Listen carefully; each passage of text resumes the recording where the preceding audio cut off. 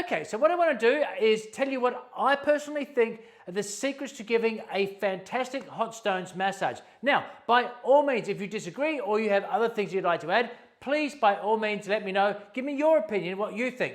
But I want to go on what my experience when I had my very first hot stones massage. Now, by the way, in our spa, the hot stones massage was by far our most popular massage treatment. Right, so what did we do that made it most popular? Okay, so when I first got my first hot stones massage, I was so looking forward to it. The biggest problem that I found was it was so heavily reliant on just doing the hot stones, right? So in other words, they were using the hot stones or maybe hot and cold stones, but it was doing that. Now, all it felt like was, well, what I call in a relaxation massage is too light, like a skin polish, because it was so heavily reliant on using the stones. Now, as you know, if you've had hot stones massage, yeah, the heat feels nice, but you still need to give an incredible massage, right?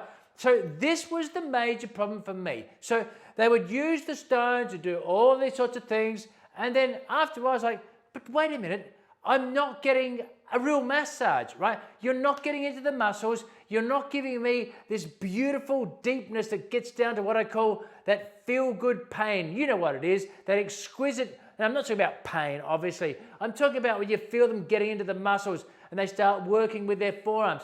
And this was the major problem. So when I taught my course on hot stones massage, I did exactly the opposite, because what the stone should be is nothing more than a compliment, right? Like a heat pack when you put it in the back, it's a compliment to your fantastic massage.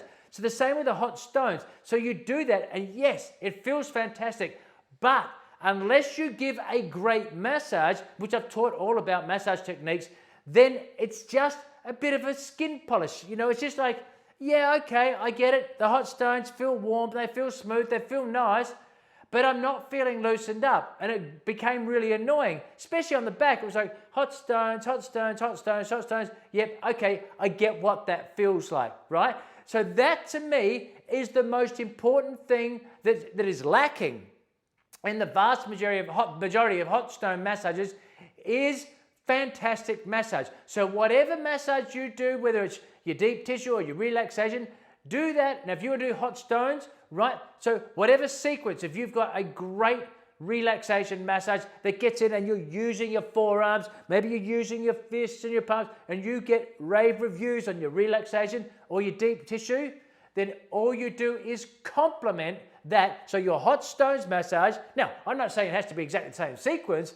What I'm saying is, because of course you're going to use the hot stones, but then make sure that you give them a great massage, because then coupled with the hot stones, as I say, as the complement, that's what will make the coming back for more. I mean, we would get people saying with their hot stones massage, it's the best hot stones massage I've ever had. So if that's the sort of feedback you want, that is my tip for you.